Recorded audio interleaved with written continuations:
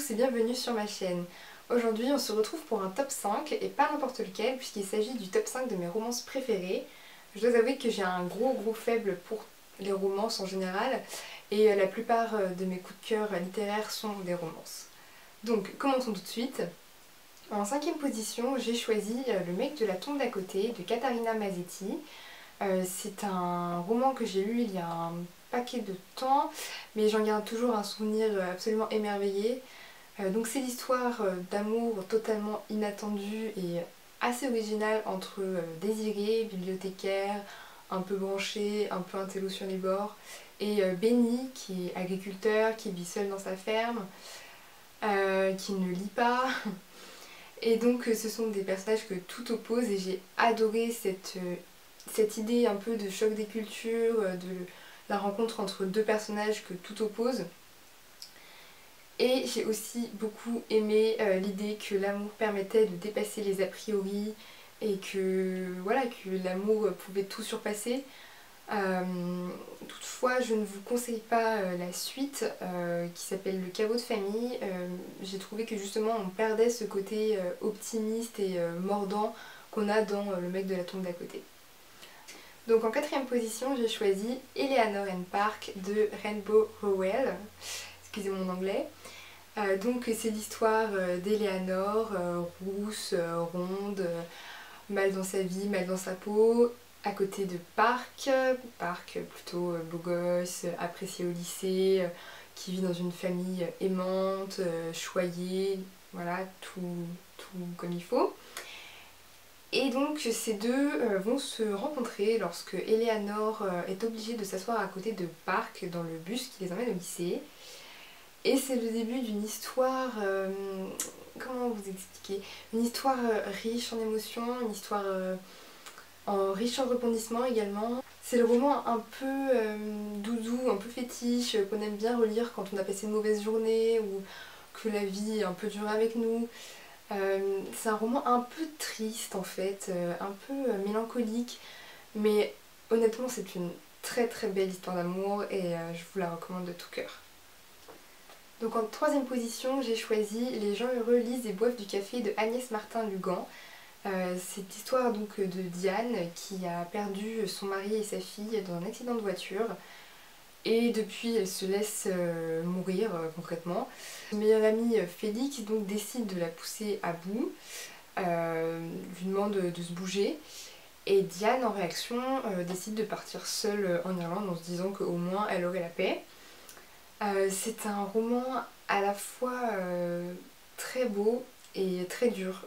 J'ai été assez émue par ce roman. J'avoue que j'ai versé quelques larmes, ce qui est quand même assez rare avec moi pour un livre. Même pour les films, le pire c'est pour les films je crois. Je pleure quasiment jamais devant un film. Voilà, je sais pas pourquoi, hein, même si ça peut être le Titanic, s'il y a des gens à côté de moi je ne pleure pas. Voilà.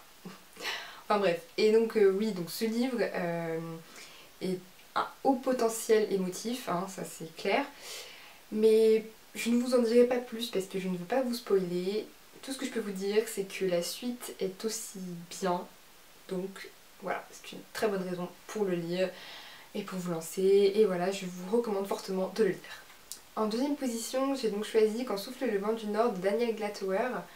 Que je ne l'ai pas en ma possession parce que quand je l'avais lu, eh bien je l'avais emprunté. Voilà. Donc c'est l'histoire d'Emma qui un jour en voulant résilier un abonnement se trompe d'adresse mail et envoie un message à un inconnu, Léo. Au fur et à mesure, sans trop savoir pourquoi, sans trop savoir comment, les deux commencent à discuter par mail et à un moment donné, ils se rendent compte qu'ils sont totalement dépendants de cet échange. Et voilà, ils sont dévorés par une curiosité mutuelle. Mais voilà, je ne vous en dis pas plus. Vous verrez en le lisant que c'est un livre extrêmement addictif. Nous aussi, on est dépendants à leur échange de mails, vraiment. Pour vous dire, je l'avais commencé un soir et je l'ai fini à peu près à 2 h du matin parce que je pouvais tout simplement pas le lâcher. Voilà, il est vraiment exceptionnel. En plus, en tant que grande fan de romans épistolaires, je peux vous dire que celui-ci est vraiment très bon. Donc je ne peux que vous le conseiller et il mérite très bien sa deuxième place dans mon top 5. Et enfin, sur la première marche du podium se trouve Avant toi de Jojo Moyes. Voilà, je pense que vous en avez déjà entendu parler, mais c'est un roman qui est absolument génial et que je ne pouvais pas ne pas mettre en première position. Voilà, c'est un petit chef-d'œuvre des temps modernes quand même, je trouve. Donc pour ceux qui ne connaissent pas, c'est l'histoire de Lou, une jeune femme assez ordinaire qui vient de se faire licencier du bar où elle travaillait depuis de nombreuses années. Et donc elle est recrutée pour s'occuper de Will, Will qui est tétraplégique et qui ne souhaite qu'une seule chose, c'est mourir. Voilà. Avant il était homme d'affaires, brillant, accro aux sensations fortes, et tout ceci lui manque terriblement et voilà, il veut plus, il veut pas accepter en fait sa situation, il supporte pas et Lou en fait est engagée pour essayer de lui faire passer l'envie de mourir. Donc je vous laisse découvrir si elle y arrive ou pas. Voilà, c'est un roman extrêmement puissant, extrêmement bien écrit, comme tous ceux d'ailleurs que je vous ai présentés jusqu'alors, mais vraiment Jojo Moyes a une plume assez particulière, très sensible et voilà, très poétique. C'est une histoire absolument fantastique et je ne peux que vous conseiller de la lire. D'ailleurs, le film est sorti il y a quelques semaines, il me semble, et j'avais très envie d'aller le voir, sauf qu'il ne passe que dans très peu de cinéma et il n'y a pas de salle près de chez moi qui le diffuse. Donc ben, je vais attendre, voilà, malheureusement. Cette vidéo est terminée, j'espère qu'elle vous aura plu. N'hésitez pas à me dire dans les commentaires quelle romance vous avez aimé. J'espère faire plein de découvertes de cette façon.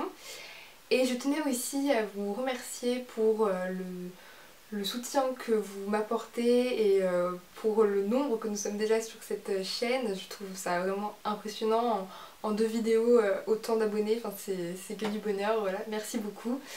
Et puis donc je vous dis à très vite.